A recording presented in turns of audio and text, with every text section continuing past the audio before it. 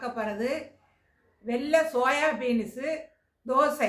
அதுக்கு தேவையான பொருள்கள்: வெள்ளை சோயா பீன்ஸு 50 கிராம், பச்சரிசி 25 கிராம், புழுங்கரிசி, உளுந்து 25 கிராம், 50 கிராம் சின்ன வெங்காயம், மிளகு 5 கிராம், சீரகம் 2 கிராம், பச்சை கொத்தமல்லி, கருவேப்பிள்ளை, 2 பச்சை மிளகாய 4 துண்டா வெட்டி வச்சிருக்கேன், துருவின தேங்காய், நல்ல எண்ணெய், உப்பு.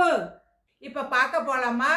இது நைட்டே ஊற வச்சிருக்கிறேன் சோயா பீன்ஸு, வெள்ளை சோயா பீன்ஸு, உளுந்து, பச்சரிசி, புழுங்கரிசி, இதை நாளையும் நைட்ல ஊற வச்சிருக்கிறேன்.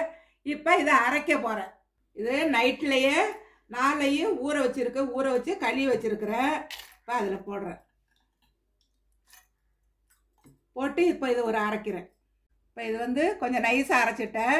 இதில் மற்ற பொருள்களையும் போடுறேன். இப்போ 2 பச்சை மிளகாய் போடுறேன். அதில் ஒரு 2 கிராம் சீரகம், ஒரு 5 கிராம்,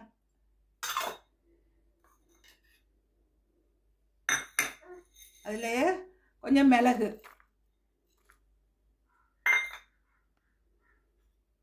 இது வெங்காயம் உரிச்சு வச்சிருக்க சின்ன வெங்காயம், அதையும் போடுறேன். இதில் கருவேப்பிலை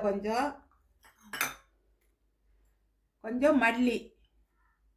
இப்போ எல்லாத்தையும் போட்டு அரைக்க போகிறேன்.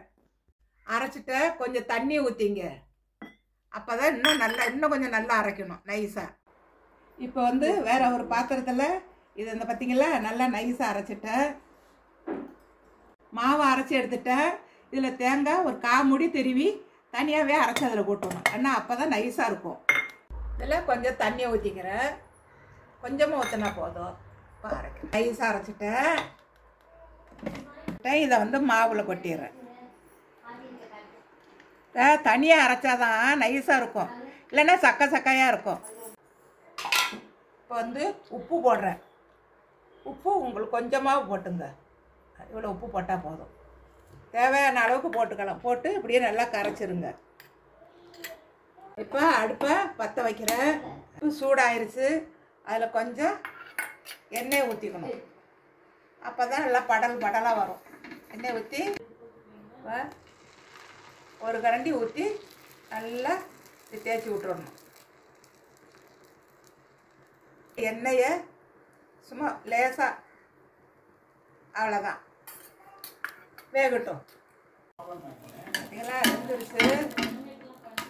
அவ்வளோதான், கருகாமல் எடுக்கணும். இப்போ தோசை பார்த்தீங்களா, இந்த மாதிரி கருகாமல் எடுக்கணும். இப்படி எடுக்கணும்.